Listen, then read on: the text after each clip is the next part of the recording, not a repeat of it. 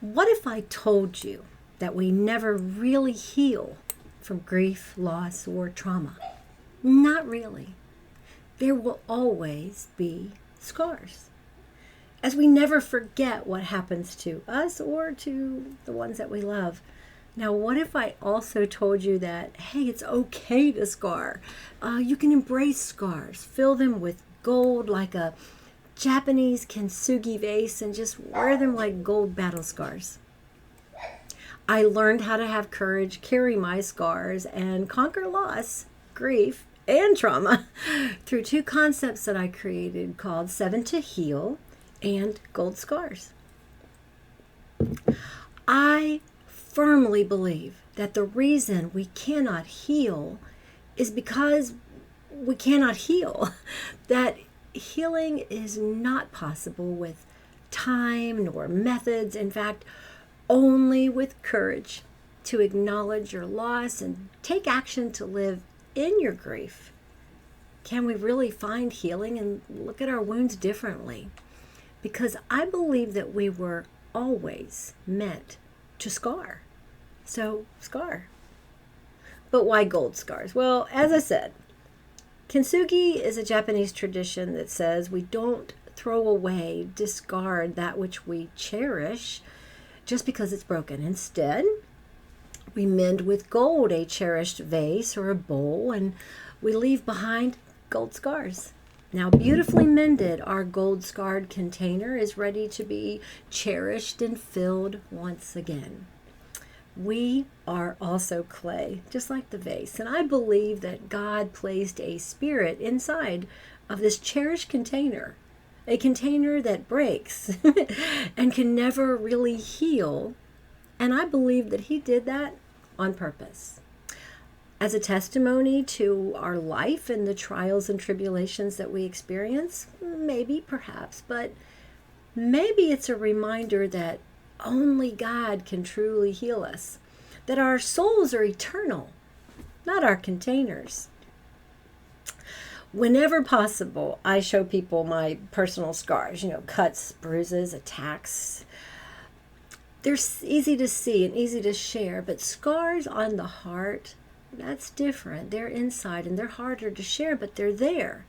And you can't hide from them, and there is no sense in trying. Recovery and mending come from courage of owning and naming your scars. On his way home in 2003, it was just before Christmas, my teenage son pulled into a gas station. He went inside and purchased a Snickers bar and a Mountain Dew. When he came back out and got into his truck, he was attacked and then shot at close range in the head. Now, we rushed to the ICU, where we learned that our son Jacob was going to be an organ donor by the morning. Now, as I held Jacob's warm hand, it dawned on me that the next time that I was going to see my son, he was going to be cold and lying in a coffin that I had yet to choose.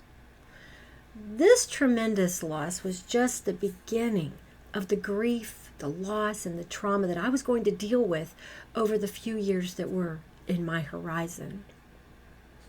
Now, like anyone who had just lost a child, I was deep in grief, and it can't get any worse, right? Wrong. 8 months after my son's murder, I was attacked in my own driveway by a self-proclaimed killer. Now, as I fought for my life, with my 2 young boys just a few feet away, one thought hit me. I need to live. For me, for my children, I need to live. Because the 8 months that had followed Jacob's murder had been life-shattering. My marriage failed. I couldn't focus on my business. I wasn't taking care of myself either. I was really lost. But that driveway attacker who I fought free from, he changed me. And while the attack was a turning point in my life, I also buried my best friend, 2 brothers, a sister, and both parents as I tried to heal. Now the wounds and the scars were compounding. Yet I wanted to live, and I wanted to heal, and I wanted to know why I could not feel healed. And then it hit me. I was trying to replace my broken container, not mend the one that I was already in. Now, courage, acceptance, that came first. And then owning and naming my scars. And I collected wounds and scars during my entire life. From early childhood, I had never dealt with them. I'd never accepted them, and I never named them either. So I went on a scar naming frenzy, and I named them all. As a matter of fact, the process of naming the scars and admitting how they made me feel was magical. And that was just the beginning of Gold Scars and 7 to Heal. Let's talk about the 7 to Heal. It's very simple. These are 7 areas of your life you've got to talk to. Help, heal, and healthy. How can you start? Number 1 is get help. Help is first because you have to be able to help yourself or get help from someone else, and get professional help if you need it with serious depression, because most losses cause grief. But when grief just lingers and it just freaking hurts, it's like a plane that never lands. It's time to get help. Instead of hiding and denying or pretending, because we all break from time to time. Number 2 is healing. I call it filling wounds with gold. Healing from the loss of a loved one is a lifelong journey. You loved, therefore you still love. You will always love. Nothing hurts that bad. So what can you do to mend a broken heart? When I realized that I didn't feel healed from Jacob's death, it dawned on me. I'd been looking for an eraser to get rid of everything that was wrong and all of my pain, but I should have been looking for a highlighter. I didn't need a way to forget what happened to my son. I needed a better way to remember. I didn't try to forget Jacob. I took him with me on the recovery journey, and I healed and continued to recover by facing his death, resolving the I wish I coulda, shoulda, woulda issues around his untimely death, and acknowledging that my pain, guilt, grief, loss, they were deep, and it needed courage and time and attention to heal. It filled my wounds with gold scars. That's a much better way to remember. Number 3 is healthy. In light of the short time in this video, I'm just going to say, take care of yourself. Good health is the key to healing. I give advice on exercise and food all the time, and I promise you, people make up the craziest reasons they can't eat right or they can't be healthy and exercise. But I'm going to tell you something. I'm almost 62 years old. And once you see the results, you're going to enjoy being healthy. All right. Number 4 is hope. Now, the book of Lamentations is so underappreciated.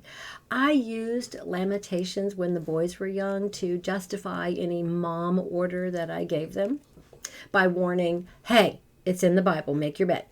And if they challenged me, I would simply say, or if they said where, that is, I would say in Lamentations. I'm pretty sure it's in Lamentations. Yeah. But seriously, for someone grieving, Lamentations is the handbook. Here's one. I will never forget this awful time as I grieve over my loss. Yet, I still dare to hope when I remember this. The Lord, the faithful love of the Lord never ends. The Lord is my inheritance. Therefore, I will hope in him. It's Lamentations 3:20 through 24. What do you hope for? Holiness. After a tragic loss, we want to blame God. Where were you, God? Or how could you? I drove 70 miles an hour with my convertible top down in 30-degree weather, yelling those questions at God. I never felt further from God and his holiness than just after my son was murdered. It didn't help that people were telling me things and trying to convince me that it's God's will, or God needed Jacob in heaven, or my personal favorite, Jacob's work on earth was done.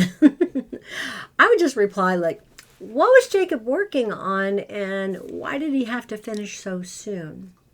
But blaming God and others will not help us recover. We get angry at God because he didn't magically appear and erase the wrong. We feel we've failed at grief. We're weak and we're useless. Well, I'm sorry, but God loves losers. David was a cheater and Peter a hothead. Sarah laughed at God and Sylvia yelled at God.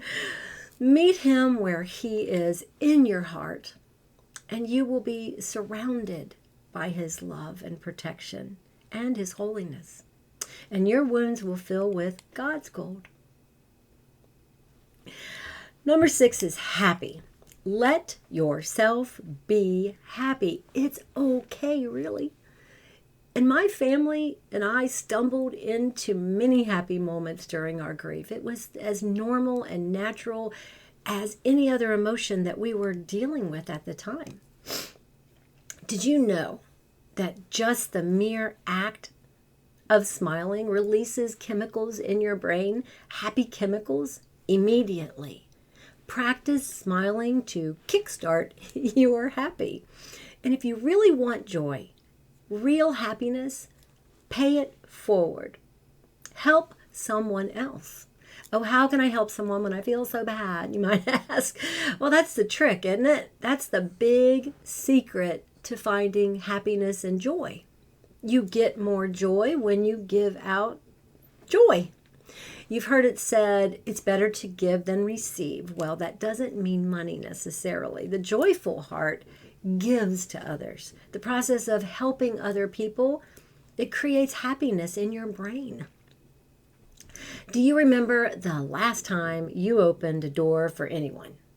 It felt good, didn't it? It's supposed to. And it should, because that's the secret to happiness and joy. It's the gift of giving. Get out of the house, drive across town to the store, and open some doors for people today. I'm pretty sure it's in Lamentations. Yeah. And you can do things alone or with others. You can visit the zoo. You can go to the aquarium, visit your grandparents or a neighbor, walk your dog. No dog? That's a shame. Walk your neighbor's dog. That's, hitting two birds with one stone, as they say. You can see a movie with or without a friend. You can put a puzzle together with or without a friend. You can have sex with or without a friend. Made you laugh. You can plant flowers or vegetables and raise cute little fluffy chickens. That's what I do. It makes me happy. But do something good for yourself to make yourself smile and help others. Number 7 is my favorite. It's called hilarious. Can you be hilarious even during the saddest times of your life? Sure you can. The morning of Jacob's funeral, you would think that there was nothing that could make us laugh. Wrong. My brother and his wife Sherry booked a flight to the funeral. And my brother's ex-wife Kim, my friend, booked the same flight. They sat together, front row, friendly as ever, with the common goal of just getting from northern Kentucky to middle Georgia. And they thought they were going to get away with it until the flight attendant discovered their dirty little secret. And he had fun with the couple. Welcome to Southwest Airlines. Is anyone flying today with their wife by chance? My brother raised his hand along with many people in the crowd, of course. Is anyone flying with their ex-wife by chance? My brother alone raised his hand and everybody giggled loud. Then my brother stands up, turns to the crowd with microphone in hand and says, my girlfriend couldn't make the flight, so we booked her on the next flight down. And everyone on the plane laughed hilariously. And my brother told that same story the morning of the funeral in my kitchen with the same result. We all laughed, and we laughed hilariously. And hilarious laughter is golden medication. You can do this, I promise. I tell terrible mom jokes all the time. Every time I have two of anything in my hands, I slowly lift them to my ears and I gain the attention of the closest family member, victim, and I say, "Help me, Obi-Wan Kenobi, you're my only hope." My family cringes and then laughs when I do that. If you're not a Star Wars fan, I'm sure that just went right over your head, but my family loves it, and they call it the Mommy Wan Kenobi joke. And they make fun of me, and sometimes they do it before I get a chance to. I mean, I use toilet paper, cups. My all-time favorite was 2 newborn kittens. It was funny. Find the hilarious stories and embellish them a little bit and keep the smiles and laughter going. Tell jokes. Tell really bad mom jokes. My grown kids finish my mom jokes now for me in public, and then they laugh their butts off at me. The funniest moment, though, happened a few years ago when I proudly announced to my whole family that the beautiful purple and green flowers that were growing along the door of a restaurant that we were getting ready to, exit were phlox. Now, the lady behind me rudely and loudly corrected me. "No, that's lavender lacecupia." I was taken aback, and I could see the holy crap, this lady is going to die look on my family's faces. But I held my tongue, and we walked around the corner before everyone started to laugh at me. Okay, I laughed too. But now, every time we walk past purple flowers of any variety, one of my adult kids will say, "Mom, is that phlox?" "No," the other one will correct in their best mom voice. "That's lavender lace blah, blah, blah." Help, healing, healthy hope, holiness, happiness, and hilarious. They're all connected. And while I can't really share every bit of the process, all of it with you right now, I can assure you that it goes without saying that the 7 to Heal habits are necessary for helping you and your family having hope and healing and feeling your worth and God's holiness back in your life. You want to be healthy and happy and even hilarious again. They are a package deal. Be courageous. Take action. Accept that you are broken with all your loss, your grief, and your trauma, and carry it with you. You don't move on from loss, you carry on. So go forth and let nothing stop you. Acceptance, not denial. Because grief cannot hide. Bring it out, slap it around a bit, look it in the eyes, and tell it how it really makes you feel. Shame is the way you feel when for something that has happened to you. So call it what it is, forgive it, own it, share it, fill it with gold, and recover from it. Get rid of the doubt.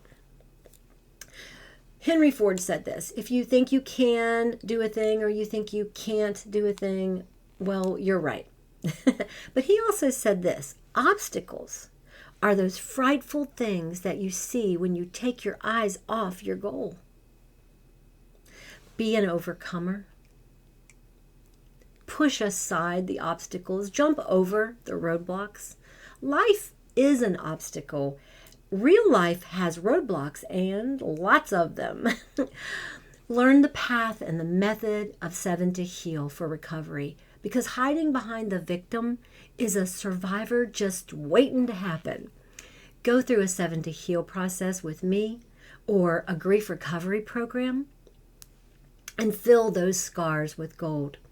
Own them. Show them off. There is no shame in being human. We don't heal, we scar. So be a gold scar survivor. Finally, when we grieve, when we experience incredible life-shaking trauma, we have few resources available and few people to whom we can turn. There are few, if any, who really understand what we're going through. And what family and friends often say to us is, often the wrong thing to say. But with courage, acceptance, and the willingness to become a gold scar survivor, you can find the right path to heal. I am a broken kintsugi container that God meant to scar. I'm broken, I'm wounded, but I'm beautifully mended. See my gold scars? Have courage. Show me yours. Thank you.